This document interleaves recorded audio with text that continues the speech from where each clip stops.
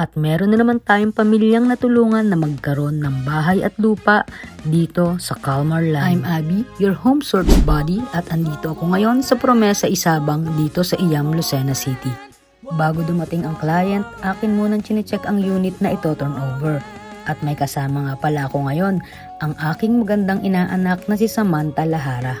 Una kong chinek ay ang banyo dito sa first floor. At meron din tayong service area dito sa likod. Ito ay may setback na 2 meters at pwede kayong mag-extension dito kahit hanggang sa second floor. At alam niyo ba ang maganda dito sa Promesa Isabang? Napakalakas ng tubig dahil 24/7 ang water supply kaya hindi mo po problemahin ang tubig dito. At umakyat naman ako sa itaas at aking chinek ang banyo dito sa second floor. Kasunod ay ang mga bedrooms. Ito nga pala ang bedroom 1. At dito naman sa bedroom 2, meron din tayo ditong provision for window type aircon.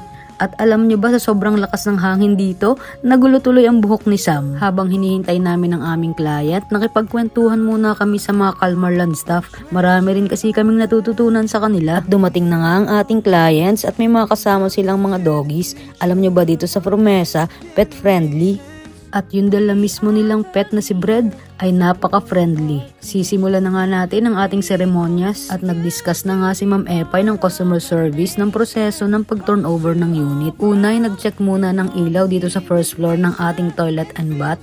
Ayon, gumagana siya at ang ating green na ilaw due to Mountain Dew. At kasunod ay chinek naman ang mga outlet. Sa pag-turnover kasi ng bahay dito sa Calmar Land, meron na itong tubig at kuryente. Dapat masigurado natin na gumagana ang lahat. Ang pinili ko nga pala noon sa kanilang slot ay ang tapat ay ang open area para lalong mas maaliwalas. Kasunod na chinek natin ay ang mga ilaw naman sa mga rooms. At syempre ang outlet ng aircon. Chinek din natin ang mga lock ng mga doors. Ang amin nga pala mga pinto sa ground floor ay made of steel kaya napakatibay niyan. At nagsimula na si Engineer Karen ng Property Management Department na mag-discuss sa client. At pagkatapos ay pinirmahan na nga ni Sir. Kasunod naman na nag-explain ay si Ma'am Epay ng customer service. Alam niyo ba sa pag-avail ng property, marami kayong documents na pipirmahan sa simula at hanggang sa pag-turnover ng unit.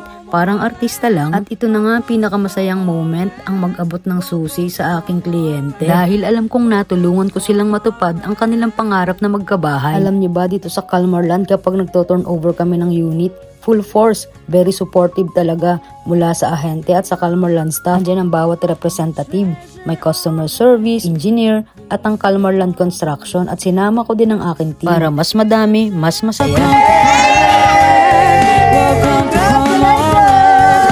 Diba ang senang turnover ng bahay dito sa Calmar Land? Congratulations sa aking client, Hipolito family, sa inyong bagong bahay dito sa Promesa Isabang. And thank you for trusting me as your servicing agent. Welcome to Calmar Land family. See you on my next vlog.